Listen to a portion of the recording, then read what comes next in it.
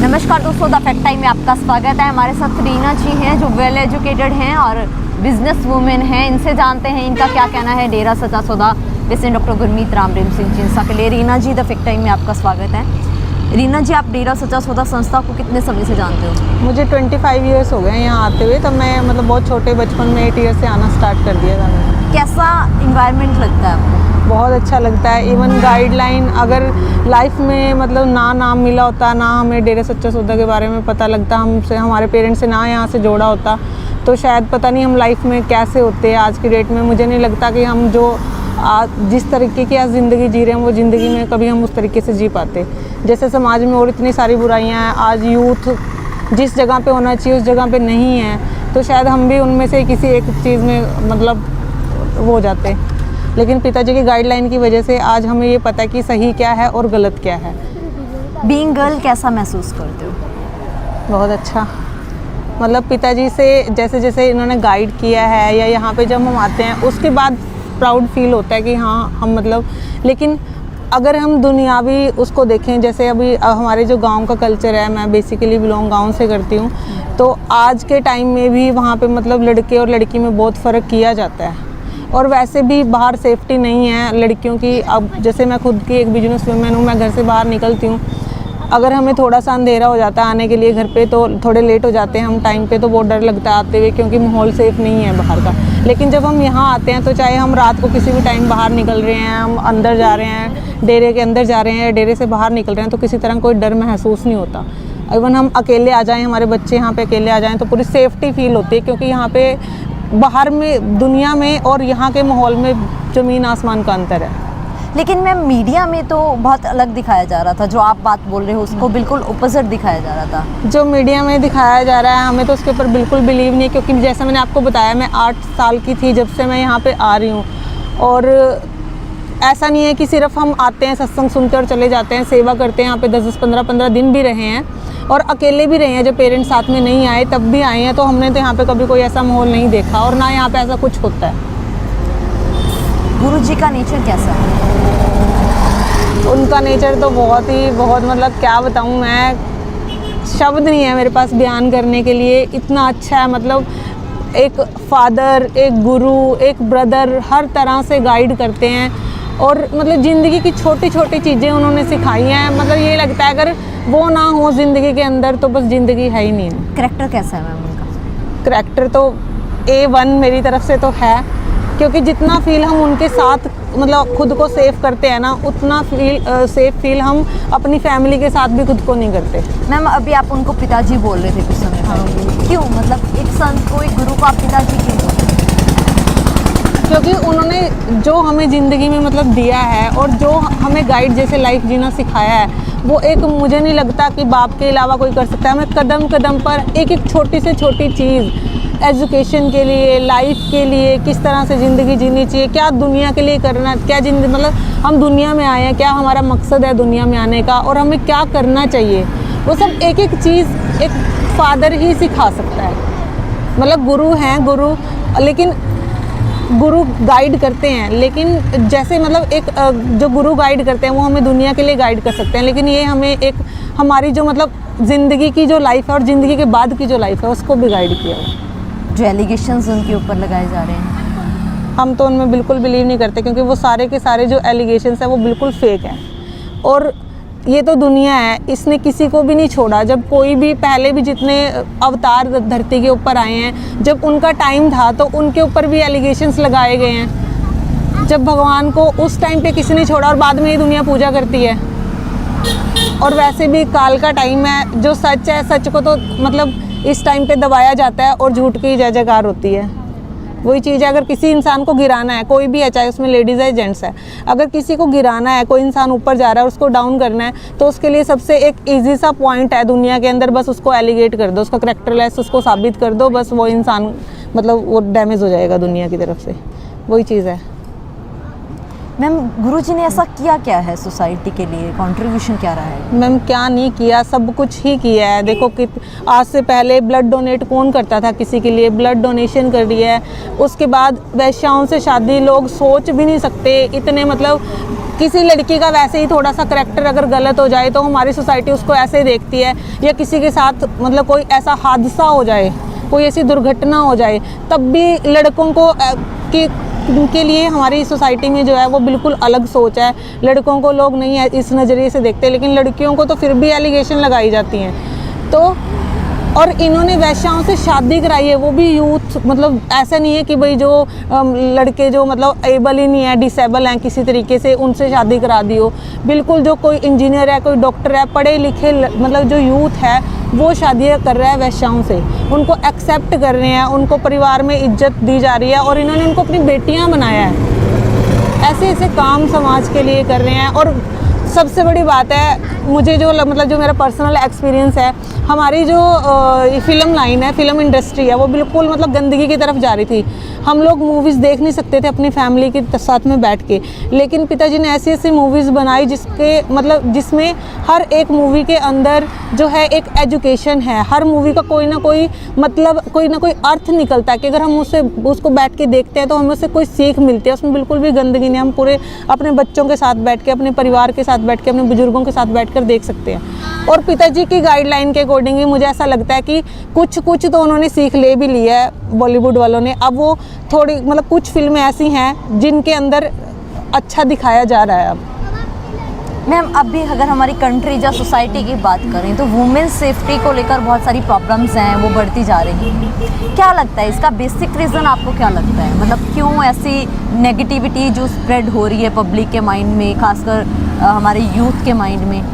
मुझे ये लगता है कि इसकी सबसे बड़ी जो रीज़न है वो मीडिया ही है। मीडिया के थ्रू ही बॉलीवुड में मूवीज़ आती हैं, यूथ हमारा सारा मूवीज़ देखता है, सॉन्ग देखता है, हर सॉन्ग के अंदर एडिक्शन के गाने दिखाए जाते हैं, बोतल वोडका पियो, ये करो वो करो, सारे के सारे ड्रग एडिक्शन से रिलेटेड सॉन्ग हैं जिनको सुन के यूथ जो है वो नशे करता है। और लोग ये समझते हैं कि हमारी बहुत शान है इसके अंदर, और ऐसी मूवीज़ दिखाई जाती हैं। मूवीज़ छोटे कोई भी बच्चा है, अगर हम आजकल का ऐसा टाइम है, हम किसी भी बच्चे को अगर जिस चीज़ से मना करा जाए, या हम भी उसके अंदर है, हमारा नेचर एक ह्यूमन नेचर ऐसी चीज़ है, अगर उसको हम किसी चीज़ से मना कर देना कि आपने ये नहीं करना, तो वो यही चीज़ ही करेंगे, वही करने का बार बार मन करता है। बच्चों को रोकते हैं, बच्चे ये नहीं देखना। अब फ़ोन है, छोटे छोटे बच्चों को फ़ोन देना पड़ता है, क्योंकि अब तो कोरोना की वजह से वैसे ही एजुकेशन सारी फ़ोन के ऊपर ही चल रही है, स्कूलिंग फ़ोन के ऊपर हो रही है, तो देना पड़ता है। 24 घंटे हम बच्चे के साथ नहीं रह सकते, बच्चा क्या देख रहा है क्या नहीं देख रहा है। लेकिन वही चीज़ें हैं कि जब उधर से गंदगी है, वो गंदगी बच्चा बचपन से देख रहा है, तो बड़ा होकर तो नेचुरल सी बात है उसके दिमाग में वो गंदगी ही बैठेगी। और वही चीज़ें, इसी वजह से वुमेन सेफ्टी नहीं है आज के टाइम में। मैम संत जी ने, सेंट डॉक्टर गुरमीत राम रहीम सिंह चिंसा ने इस चीज़ को रोकने के लिए कोई मतलब कंट्रीब्यूशन किया है? हाँ बिल्कुल किया है मैम।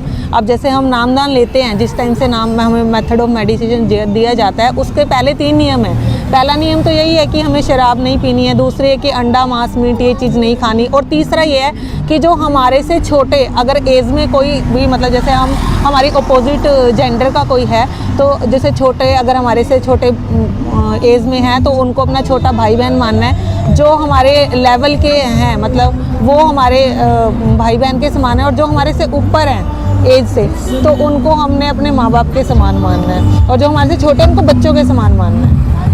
तो ये चीज़ तो पहले दिन से यहाँ एंटर होते ही सारा, हम जैसे ही नाम दीक्षा लेते हैं उसी टाइम से ये चीज़ सिखाई जाती है कि भी हमने हमारे जो सिर्फ एक रिश्ता रखना है जो हस्बैंड और वाइफ का है। उसके अलावा दुनिया में जितने भी लोग हैं, अगर हमारे से एज में बड़े हैं तो वो हमारे माँ बाप हैं, जो हमारे से छोटे हैं वो हमारे बच्चों के समान है, और जो हमारे बराबर हैं वो हमारे भाई बहन के समान है।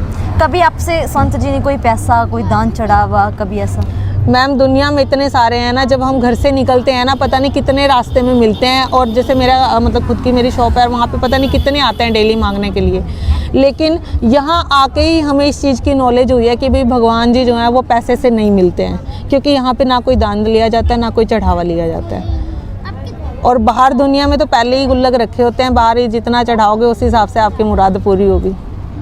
मैम आप पब्लिक को क्या बताना चाहोगे, क्योंकि आपको काफ़ी नॉलेज है, काफ़ी फैक्ट आप बता रहे हो कि एक्चुअली में सच्चाई क्या है, क्योंकि पब्लिक के माइंड में एक छवि है गुरुजी को लेकर, डेरा को लेकर, जो मीडिया में दिखाया जा रहा था। देखिए सिर्फ ये चीज़ है कि ना जब कोई भी चीज़ सच्चाई और अच्छाई है, अगर वो एक अच्छे पॉइंट ऑफ व्यू पे जा रही होती है, तो जो बुरे लोग हैं या जिनका बिजनेस व्यापार बंद हो रहा होता है, तो वो क्या करते हैं, उनको कुछ ना कुछ पॉइंट चाहिए होता है उस चीज़ को ख़त्म करने के लिए। अब जैसे मीडिया है, मतलब जैसे ये बॉलीवुड का मैंने आपको बताया, अब हमारी जो पिताजी जो मूवीज़ बना रहे थे उनमें अच्छा दिखाया जा रहा था, जिसकी तरफ से यूथ अच्छे रास्ते पे, बहुत सारे लोग उनको देख रहे थे, मूवीज़ को देख देख के बहुत सारे लोगों ने अपने जैसे जो अंडे मीट वगैरह की दुकानें थी वो बंद कर दी, अच्छे रास्ते पे जा रहे थे, उनका बिजनेस बंद हो रहा था तो उन्होंने एलिगेट कर दिया। दूसरी तरफ से यहाँ आते ही लोग नशा छोड़ जाते हैं, तो नशे का तो पता ही है आपको, अब कोरोना टाइम में सरकार ने हर बंदे का बिजनेस बंद पड़ा है, गरीब से गरीब लोग घर पे भूखे मर रहे हैं, मतलब वो काम नहीं है उनके पास, क्योंकि देखो सरकार ने सिर्फ राशन प्रोवाइड कराया, एक राशन ही ज़िंदगी नहीं है, सिर्फ इंसान खाने के लिए नहीं जी रहा, और भी बहुत सारे खर्चे हैं, लेकिन हर बंदे का खर्चा बंद करा दिया क्योंकि उनका काम नहीं है, काम सबके बंद है, हर बंदा घर बैठा हुआ है, लेकिन क्या खुला हुआ, सिर्फ ठेके खुले हुए हैं। क्यों? मेरा तो ये सरकार से सबसे पहला क्वेश्चन है, और हर इंसान का होना चाहिए, क्यों ठेके खुलवाए सबसे पहले? क्या सरकार सिर्फ देश एक ठेकों से ही चलता है? फिर बाकी लोग तो पागल है, बंद कर देने चाहिए सारे बिजनेस, सबको हर बंदे को हर तीसरी लाइन में ठेका खोल के बैठ जाना चाहिए। तो ये चीज़ें मतलब हर जो गलत जो यहाँ होने से जो रुकता है, जिसको ये रोकते हैं, बस वही सारी चीज़ सब लोगों ने मिल के, एक हमारी पॉलिटिकल लाइन इतनी मतलब भ्रष्ट हो चुकी है, उन सारी चीज़ों के खिलाफ ये आवाज़ उठाते हैं, बस उसी आवाज़ को दबाने के लिए ही सबने एकता मिलाकर ही ये एलिगेशंस लगाए हैं, बाकी सच्चाई तो इसमें 1% भी नहीं है। क्या अपील करना चाहोगे आप सरकार से?